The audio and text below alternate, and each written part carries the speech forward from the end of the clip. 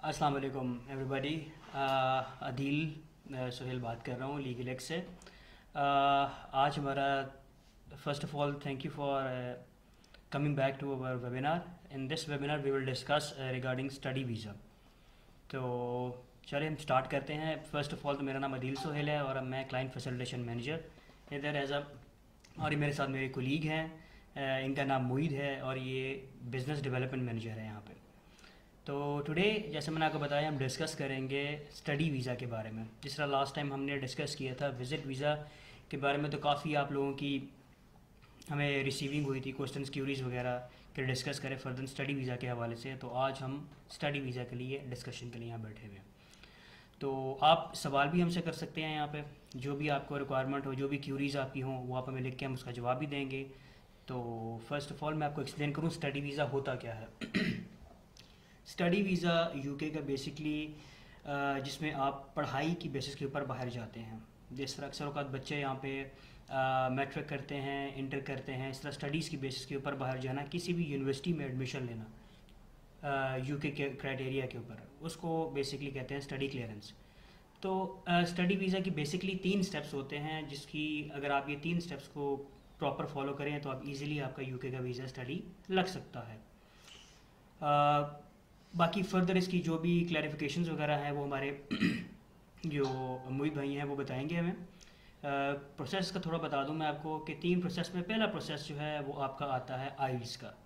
कि अगर आपने एक बच्चा है उसने बीकॉम किया हुआ फॉर एग्जांपल, ग्रेजुएशन किसी भी सर्टिफिकेशन की, और वो यूनिवर्सिटी में एडमिशन के लिए जाना चाह रहा है, तो सबसे पहली चीज़ उसको रिक्वायर्ड होगी आइल्स की। अब आइल्स में डिफरेंट बैंड्स रिक्वायरमेंट होती हैं, ऑब्वियसली आइल्स के बैंड्स होते हैं।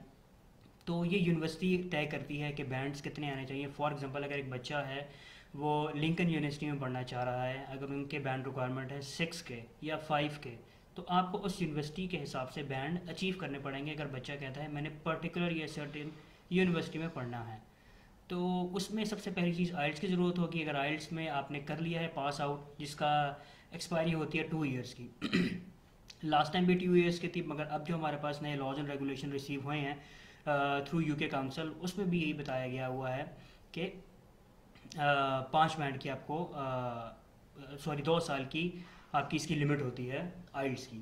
तो जैसे ही आपका आइल्स का सर्टिफिकेट मुकम्मल होता है, उसके बाद आपकी second thing which you need is an admission letter.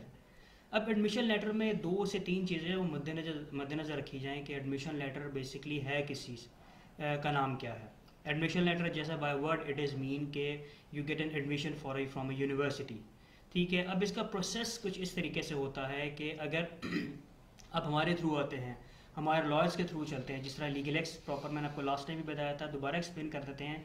जो ऑडियंस हमारे पास नहीं आई है इसमें उनको एक्सप्लेन कर देते हैं कि जो लीगल एक्स है वो it's a group of English solicitors and lawyers and barrister's.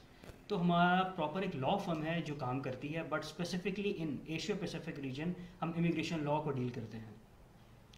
तो जिस तरह मैं बात कर रहा था इसके हवाले से, स्टडी वीज़ा के हवाले से, तो एडमिशन जो है वो लेना, उस पर 2 से 3 चीज़ों का प्रोसेस होती है। ये इसकी बेसिस के ऊपर आपको एडमिशन मिला जाता है। पहला प्रोसेस आपका ये होता है कि सबसे पहले जब एक क्लाइंट हमारे पास आए, फॉर एग्जांपल एक उमर एक क्लाइंट है वो हमारे पास आया है, तो हमें उम्र का सबसे पहले आइल्स सर्टिफिकेट चाहिए होता है। आइल्स सर्टिफिकेट जैसे ही हमारे पास आ गया, सेकंड थिंग जो चीज़ हमें चाहिए वो हमें चाहिए उसके ट्रांसक्रिप्ट्स। जिस तरह उसने मैट्रिक किया है, इंटर किया है, ग्रेजुएशन में बीए किया है, बीकॉम या बीएससी ऑनर्स या किसी भी चीज़ की उसने ग्रेजुएशन फील्ड के अंदर उसने इक्वलिटी हासिल की हुई है, तो हमें ये 3 चीज़ें चाहिए। ठीक है, इसके ट्रांसक्रिप्ट चाहिए और उसके पासपोर्ट की 2 कॉपीज़ चाहिए होती हैं, जिसकी बेस के ऊपर हम उसका एडमिशन सेंड करते हैं उसकी पर्टिकुलर यूनिवर्सिटी के लिए। इसका फर्दर एलेबोरेशन होती है कि हमारी लीगल एक्स फर्म किस तरह काम करेगी, वो हमारे जो है 7 कोलीग बैठे हुए हैं वो आपको समझा देंगे। मैं जनरल एक इन्फॉर्मेशन आपको बता दूं कि ये सारी चीज़ें होंगी, इस बेस के ऊपर आप एडमिशन अपना भेजते हो यूनिवर्सिटी को। अब यूनिवर्सिटी वहाँ पे तकरीबन 2 से 3 हफ्ते का प्रोसीजर होता है। यूनिवर्सिटी आपको बताती है किस बेस के ऊपर आपकी जो डॉक्यूमेंटेशन आई हैं उसके ऊपर उसको बेस रख के चेक करते हैं कि आया कि this person whose name is Umar, if he is eligible to have admission in our university और नॉट।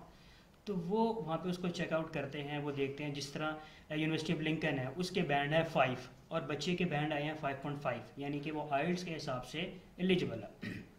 सेकेंड थिंग ये कि उसने ग्रेजुएशन मास्टर्स में सर्टिफिकेशन लेनी है, मास्टर को उसका एडमिशन चाहिए, तो मास्टर के लिए ऑब्वियसली सबसे पहले आपको ग्रेजुएशन होना पड़ेगा।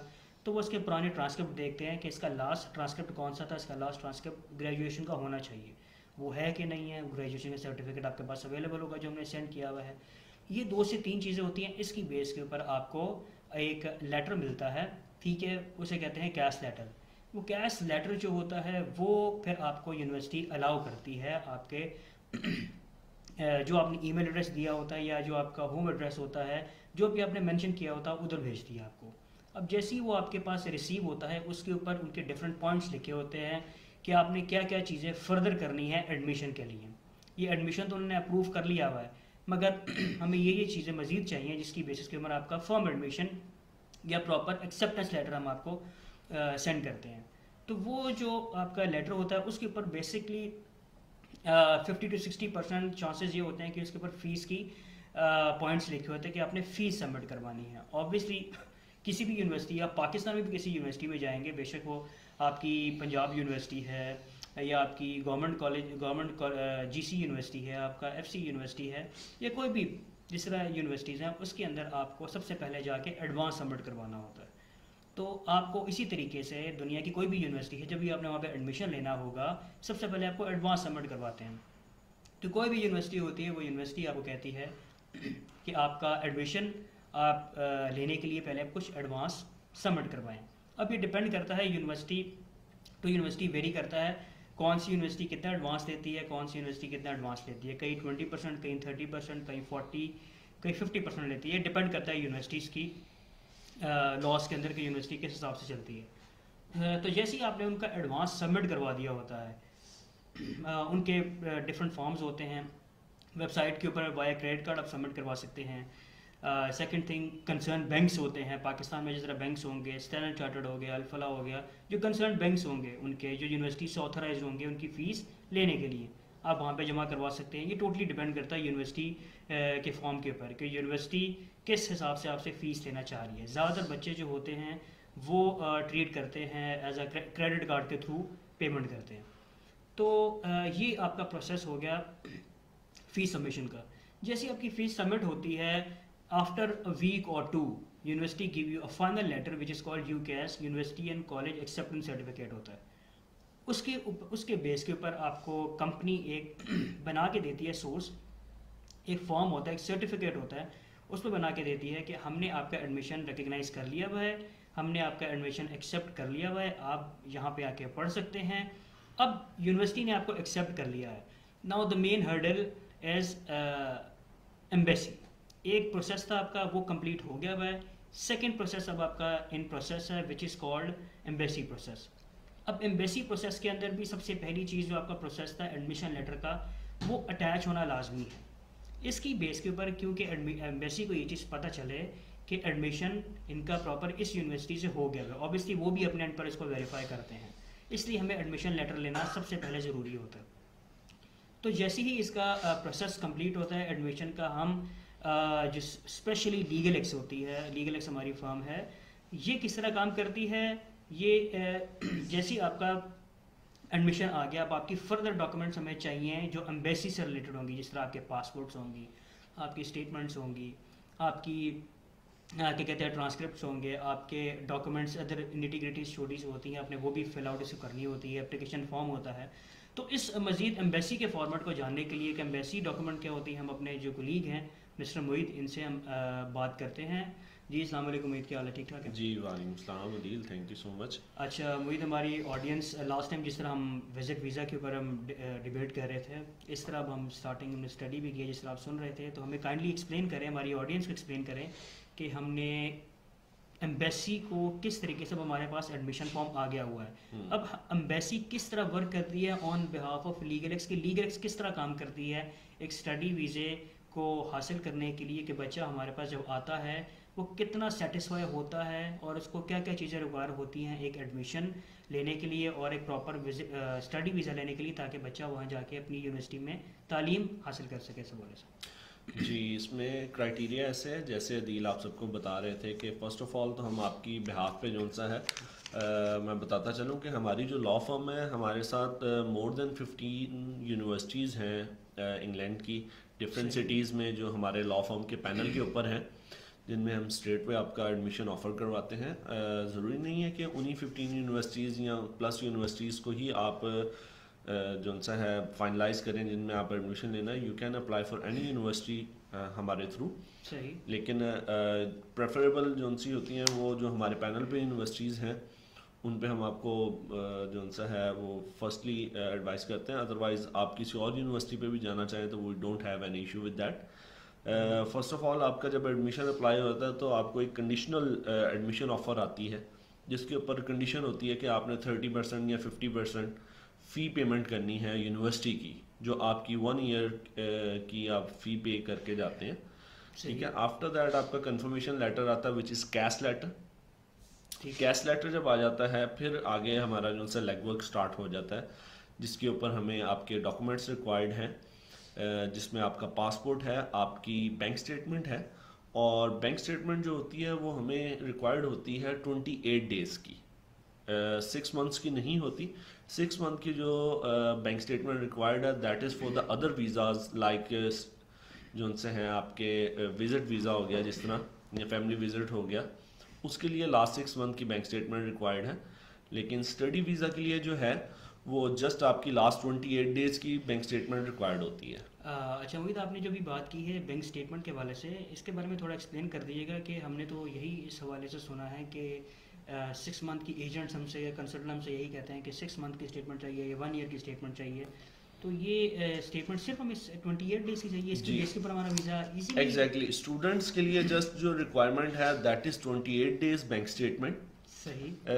जो 6 मंथ या 1 ईयर है that is for the other visas, not for the study visa. Study visa की बेसिक रिक्वायरमेंट ही जस्ट लास्ट 28 डेज की फ्रेश स्टेटमेंट रिक्वायर्ड है, जिसके अंदर आपकी रिमेनिंग फ़ी जो आपने अगर कंडीशनल फ़ी यूनिवर्सिटी की डिमांड के ऊपर आपने सबमिट कर दी हुई है जी, वो माइनस करके रिमेनिंग जितनी आपकी फ़ीस होगी आपकी यूनिवर्सिटी की, वो फ़ी होनी चाहिए आपके बैंक स्टेटमेंट में इक्विवेलेंट टू पाक रुपीज़। ठीक है, ठीक है। And your 9 month maintenance charges.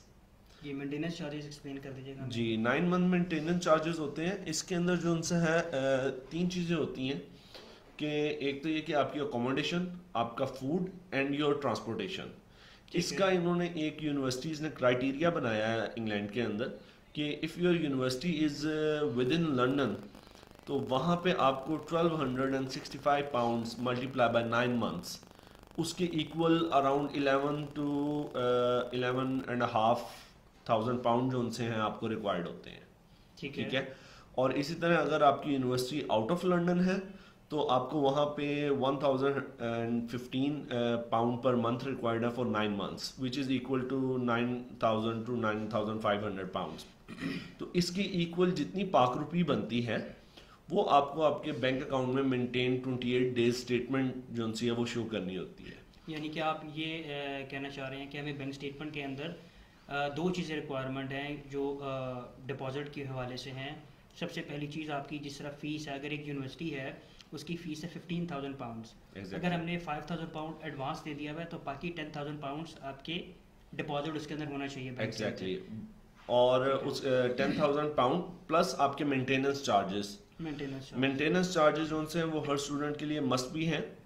इतना एक्सपेंस आए ना आए that is a different thing, लेकिन यूनिवर्सिटी और यूके एम्बेसी की रिक्वायरमेंट है कि इसके इक्विवेलेंट अमाउंट उन्होंने जो है ओवरऑल अपनी वहाँ पे पर पर्सन एवरेज निकाली हुई है यूके के अंदर आपकी जो सी रहने की है, उस हिसाब से आपको 9 मंथ के मेंटेन चार्जेस अपने बैंक स्टेटमेंट में शो करने पड़ेंगे। अदरवाइज आपका जो सा वीज़ा है उसके ऊपर ऑब्जेक्शन के इम्कानात हैं कि आपको किसी किस्म की कोई फेस करनी पड़ सकती है ऑब्जेक्शन। अच्छा, और ये पर्सनल अकाउंट में होने चाहिए? फॉर एग्जांपल अगर मैं एक स्टूडेंट हूँ और मैं अप्लाई करना चाह रहा हूँ तो मेरे पर्सनल अकाउंट में होनी चाहिए, या मेरे वालिद साहब भी मुझे स्पॉन्सर कर सकते हैं, या मेरी वालदा या मेरा बड़ा भाई, कोई इस तरह की इन्फॉर्मेशन? आपका फैमिली मेम्बर भी, आपको ब्लड रिलेशन फैमिली मेम्बर जो उनसे आप लाइक आपके अंकल, आपके मदर फादर या आपके भाई, वो आपको बिल्कुल स्पॉन्सर कर सकते हैं। लेकिन प्रेफरेबल ये है कि आपकी अपनी पर्सनल स्टूडेंट की बैंक अकाउंट हो तो दैट इज़ मोर प्रेफरेबल। उसकी रीज़न जो है वो ये है कि university don't required any kind of documentation और clarification for the student account money. ठीक है। अगर स्टूडेंट के पर्सनल अकाउंट में है तो यूनिवर्सिटी को कोई ऐसी रिक्वायरमेंट है कि ये अमाउंट जो सी है वो किस तरीके से स्टूडेंट ऑन कर रहा है, ना ही एम्बेसी की है।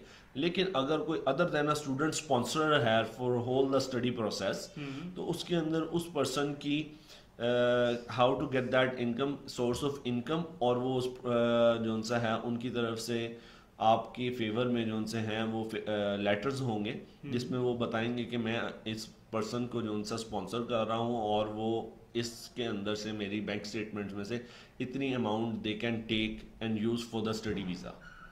ठीक हो गया, बेहतर होगा। यानी कि आप ये कहना चाह रहे हैं कि अगर पर्सनल अकाउंट में होगी तो हमें सोर्स ऑफ इनकम शो करवाने की जरूरत नहीं है। अगर हमें कोई स्पॉन्सर करेगा तो उसमें वही सिंपल प्रोसेस है जिस तरह हम विजिट वीज़ा का लास्ट टाइम समझाया था। एग्जैक्टली उसी तरीके से, क्योंकि that is requirement by the UK embassy. So इसमें हमारा कोई ऐसा नहीं है पर्सनल कि कई स्टूडेंट्स होते हैं वो ये क्वेश्चन करते हैं जी स्टूडेंट का तो ऑन नहीं कर रहा, लेकिन स्टूडेंट बेसिकली वही तो है एप्लीकेंट, जिसकी वजह से टू माय व्यू कि एम्बेसी की या यूनिवर्सिटी की किसी किस्म की कोई रिक्वायरमेंट नहीं है कि वो जो उनसा है आपको उसका सोर्स ऑफ इनकम मांगे। एक स्टूडेंट के पास अपनी स्टडी के लिए अगर अमाउंट है वो अपने पर्सनल अकाउंट में शो कर रहे हैं, then there is no need कि आप उसको जो उनसा है शो करें कि how you get that money. यानी कि ये प्रॉपर हमें इस चीज़ के ऊपर हमें परेशान होने की ज़रूरत नहीं है कि यूनिवर्सिटी हमसे ये पूछेगी ये पैसा कहाँ से आया है। No. यूनिवर्सिटी अगर आपके पर्सनल अकाउंट में पैसे पड़े हुए हैं तो वो बस ये देखती है कि आपके पास पैसे इतने हैं। Exactly. और ये आपने एक लेटेस्ट में इंफॉर्मेशन दी है regarding UK visa, specially study visa के मुतालिक कि ये जो है सिर्फ 28 डेज़ की हमें स्टेटमेंट चाहिए इसकी बेसिक पे। अच्छा मोहित, मुझे ज़रा ये बताइएगा कि जिस तरह भी आपने एक बात की थी पैनल की यूनिवर्सिटीज़ की, तो पैनल की यूनिवर्सिटीज़ मुझे बता दें हमारे पास कौन कौन सी यूनिवर्सिटीज़ ऐसी हैं कि कुछ एक दो बता दें मैं ऐसी कि जो हमारे पैनल के ऊपर, और उस पैनल के होने का हमारे जो क्लाइंट्स है उसको क्या फ़ायदा होगा कि वो हमारे पास आए या किसी और के थ्रू जाए, उस पैनल पे आने का हम उनको स्टूडेंट्स को स्पेशली कि स्टूडेंट्स के एंड तक हमें क्या फ़ायदा होगा, उनको डिस्काउंट वगैरह मिलेगा या क्या होगा, इस तरह काइंडली में एक्सप्लेन कर दीजिए। एग्जैक्टली इसके अंदर ये है कि हमारे जो पैनल पे सबसे पहली बात आपने पूछी, हमारे पैनल पे जो है वो किंगस्टन यूनिवर्सिटी लंदन है, ठीक है, उसके अलावा लैंकास्टर यूनिवर्सिटी है, कार्डिफ यूनिवर्सिटी है, और उसके अलावा कोवेंट्री यूनिवर्सिटी लंदन है। ये तो यूनिवर्सिटीज़ काफ़ी फेमस है। हाँ, अल्हम्दुलिल्लाह हमारे पैनल के ऊपर मोस्टली जो सी रिन्यूड यूनिवर्सिटीज़ हैं इंग्लैंड की ओवरऑल वही हमारे पैनल पे हैं, but there is a option कि अगर anybody can choose from any university in the whole UK, not just the our panel universities. University of Lincoln जिसको दुनिया भर में माना जाता है वो भी हमारे पैनल पे है अल्हम्दुलिल्लाह। यूनिवर्सिटी ऑफ एबरडीन भी है हमारे पास। तो ये जो यूनिवर्सिटी हमारी पैनल के ऊपर हैं इसमें स्टूडेंट को क्या फ़ायदा होगा? स्टूडेंट को इसके अंदर जो बेनिफिट है दैट इज़ कि जो हमारे प्रोसेसिंग चार्जेस हैं उसके अंदर हम जो फ़ी है वो अराउंड 60 to 70% तक वो डिस्काउंट ऑन दैट।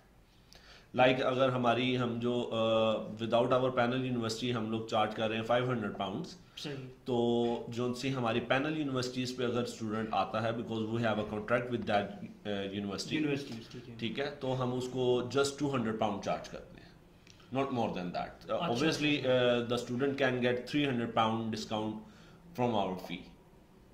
बिल्कुल ठीक हो गया। और ये सारी universities all over the UK हैं या हमारे पास यूनिवर्सिटीज़ डिफरेंट खाली लंदन में है? हमारे पास लंदन की अराउंड अगर मैं आपको बताऊं तो 1 2 3 4 मोर देन 5 यूनिवर्सिटीज़ हमारे पास लंदन की हैं, बाकी डिफरेंट सिटीज़ की हैं, लाइक हडर्सफील्ड है, वहाँ की यूनिवर्सिटी भी हमारे पास है। यूनिवर्सिटी ऑफ एबरडीन है, वो बिल्कुल एक स्कॉटलैंड के साथ जाके एक एरिया लगता है, वहाँ पे है हमारे पास। उसके अलावा जो है लीड्स यूनिवर्सिटी है, बिल्कुल ठीक, सही हो गया। अच्छा मोहित, हमें एक और चीज़ बताइएगा जो बहुत ज़रूरी है और फेमस कह रहा हूँ, फेमस भी मैं कह सकता हूँ इस हवाले से क्योंकि स्टूडेंट के एंड तक वो काफ़ी चीज़ होती है कि वो इस चीज़ के बारे में पूछते हैं कि आया कि हमारे पास कितना % चांसेस होंगे स्टडी वीज़ा के, और इसका हमें फर्दर भी प्रोसेस बता दीजिएगा कि जब हमारे पास स्टडी वीज़ा क्लियरेंस हम अटेन कर लेते हैं, हमारे पास फॉर एग्जांपल स्टडी वीज़ा एक बच्चे के पास आ गया हुआ है, अब वो बच्चा वहाँ जाके पढ़ता है, तो उसका नेक्स्ट प्रोसीजर क्या होता है, और वो लीगल होता है कि नहीं होता, या शॉर्ट टर्म और लॉन्ग टर्म आजकल काफ़ी